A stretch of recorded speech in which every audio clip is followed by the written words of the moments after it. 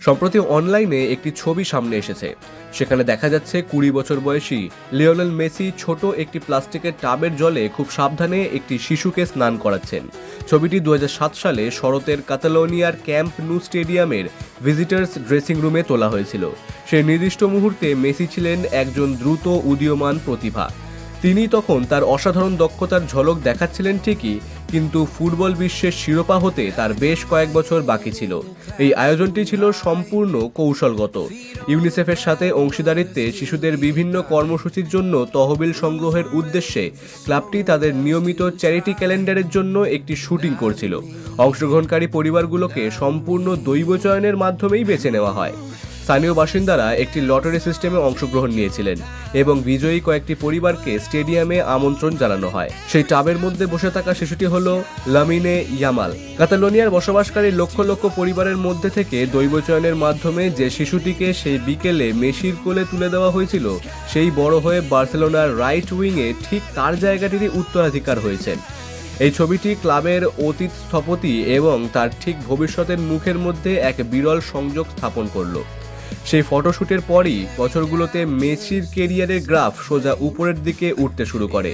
তিনি Ballon d'Or জিতেছেন, স্কোরিংয়ের record ভেঙেছেন এবং ইউরোপীয় প্রতিযোগিতার গতি প্রকৃতি নিয়ন্ত্রণও করেছেন।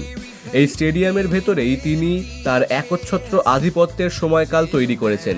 ক্লাবের ট্যাকটিক্যাল সিস্টেম এবং দর্শকদের ভিড় সম্পূর্ণভাবে নির্ভর করত প্রতিপক্ষের ডিফেন্স ভেঙে দেওয়ার ক্ষেত্রে তার অসামান্য ক্ষমতার উপর। এই চার্টার 15 বছর ধরে দলের আক্রমণাত্মক পারফরমেন্সের পরিসংখ্যান তুলে ধরেছেন। খেয়াল করুন কিভাবে একটি দীর্ঘস্থায়ী শীর্ষ অবস্থানের পর হঠাৎ করেই একটি খাড়া পতন দেখা যাচ্ছে। যখন মেসি দল ছাড়লেন, রাতারাতি গোলের সংখ্যা বিশালভাবে কমে গেল। এই শূন্যস্থান পূরণের জন্য ক্লাব বেশ কয়েকজন প্রতিভাবান তরুণ খেলোয়াড়কে নিয়ে এলেও গাণিতিকভাবে অসম্ভাব্যতার চাপে তারা ব্যর্থ হয়। একদিকে মেসি যখন তার আন্তর্জাতিক যাত্রার চূড়ান্ত পর্যায়ে পৌঁছে গিয়েছে, বার্সেলোনার কাঠামোগত লড়াই থেকে সম্পূর্ণ দূরে তিনি বিশ্বকাপ জয় করেছেন, খেলাধুলোর সর্বোচ্চ সম্মান অর্জন করেছেন এবং ইতিহাসের পাতায় নিজেকে পরম শিখরে প্রতিষ্ঠিত করেছেন। ফাইনালের পর তিনি তার স্ত্রী ও সন্তানদের সাথে পোডিয়ামে বসেছিলেন। তার কোলে ছিল সেই পরম আরাধ্য ট্রফি। সেই শিখরে পৌঁছানোর মাধ্যমে মেসি সাফল্য এবং পারফরমেন্সের মাধ্যমে এমন একটি মানদণ্ড তৈরি করেছিলেন যা অন্য কোনো সাধারণ ফুটবলারের পক্ষে বাস্তবসম্মতভাবে প্রায় অসম্ভব। একদিকে কাতালোনিয়ার রাস্তায় 2007 সালের সেই ছবি, শিশুটি একই ফুটবল ইকোসিস্টেমে বেড়ে উঠছিল। ইয়ামাল বার্সেলোনার কঠোর গ্রাসরুটের একাডেমিক লা মাসিয়াতে প্রবেশ করে, যেখানে কোচেরা দ্রুতই তার মাঠের চারপাশ সম্পর্কে তীক্ষ্ণ ধারণা আছে তা বুঝতে পারে। তার শারীরিক ও প্রযুক্তিগত বিকাশে ক্লাবের সবচেয়ে মরিয়া চাহিদার সাথে পুরোপুরি মিলে গিয়েছিল। একজন বাঁ পায়ের উইঙ্গার যে রাইট ফ্ল্যাঙ্কে খেলবে এবং ইনসাইডে কাট করবে।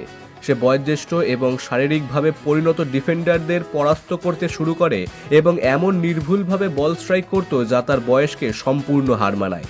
আজ সে একজন কিশোর হিসেবে ট্রেনিং পিচে পা রাখতে চলেছে, যার কাঁধে একটি মাল্টিবিলিয়ন ডলারের ক্লাবের আক্রমণ ভাগের পুরো দায়িত্ব। মাত্র 15 বছর বয়সে সে মূল দলে সুযোগ পায় এবং 1 শতাব্দীরও বেশি সময়ের মধ্যে বার্সেলোনার হয়ে অভিষেক করার সর্বকনিষ্ঠ খেলোয়াড়ে পরিণত হয়। যখন সে উইংসে বল রিসিভ করে, দর্শকেরা উত্তেজনায় ফেটে পড়ে এবং স্থানীয় মিডিয়া ঠিক একই শব্দ ব্যবহার করে যা তারা 1 দশক আগের বেশি সময় ধরে ব্যবহার করত। ইয়ামাল সিনিয়র স্কোয়াডের সাথে এমন এক স্থিরতার সাথে খাপ খাইয়ে নিচ্ছে যা তার পূর্বসূরীদের মধ্যে ছিল না। সে বাইরে কোনো খেলোয়াড় হিসেবে শূন্যস্থানের পূরণ চাপের সাথে লড়াই করছে না, কারণ তার পুরো বিকাশ ঘটেছে ক্লাবের নিজস্ব প্রতিষ্ঠিত সিস্টেমের ভেতরেই। একটি ফুটবল জীবনের এই দুটি পর্যায়ে এখন একই সাথে চলছে। মেসি আমেরিকান লিগে তার কেরিয়ারের শান্ত গধূলিলগ্ন পার করছে, আর ইয়ামাল ইউরোপীয় প্রতিযোগিতায় তার প্রথম দিকের মৌসুমগুলোর তীব্র চাপ সামলাচ্ছে। বছরের পর বছর ধরে ক্লাবের সমর্থকেরা এক ধরনের শোকের মধ্যে আটকে ছিল। তারা গভীরভাবে অনুভব করেছিল যে তাদের সবচেয়ে দুর্দান্ত যুগের চূড়ান্ত সমাপ্তি ঘটেছে। ইয়ামালকে রাইট ফ্ল্যাঙ্ক নিয়ন্ত্রণ করতে দেখে অবশেষে সেই ভক্তরা অতীত নিয়ে শোক করার জায়গা থেকে বর্তমানে সক্রিয়ভাবে উদযাপন করার সুযোগ পেয়েছে। একজন কিশোরের গায়ে পরবর্তী মেসি তকমা লাগিয়ে দেওয়া ঐতিহাসিকভাবে ক্ষতিকর। আধুনিক ফুটবলের এই নিয়ম প্রতিযোগিতায় টিকে থাকতে ইয়ামালকে নিজস্ব স্বতন্ত্র মেকানিক্স ও লেগেসি তৈরি করতে হবে। ফিরে তাকলে দেখা যায় 2007 সালের সেই ছবিটি আসলে প্রতিভার দুটি প্রজন্মের মধ্যে একটি সংযোগ হিসেবে কাজ করছে, যা বিশ্বকে চিনতে পারার কয়েক বছর আগেই ফ্রেমবন্দি করা হয়েছিল। শ্রেষ্ঠ খেলোয়াড়দের শেষ পর্যন্ত মাঠ থেকে বিদায় নিতেই হয়, কিন্তু এই খেলাটির নিজস্ব মেকানিক্স নিশ্চিত করে যে সেই লেগেসি সবসময় পরবর্তী প্রজন্মের হাতে স্থানান্তরিত হয়, কখনো কখনো বিশ্ব তা উপলব্ধি করার কয়েক দশক আগে। Bureau report, বঙ্গদর্পণ।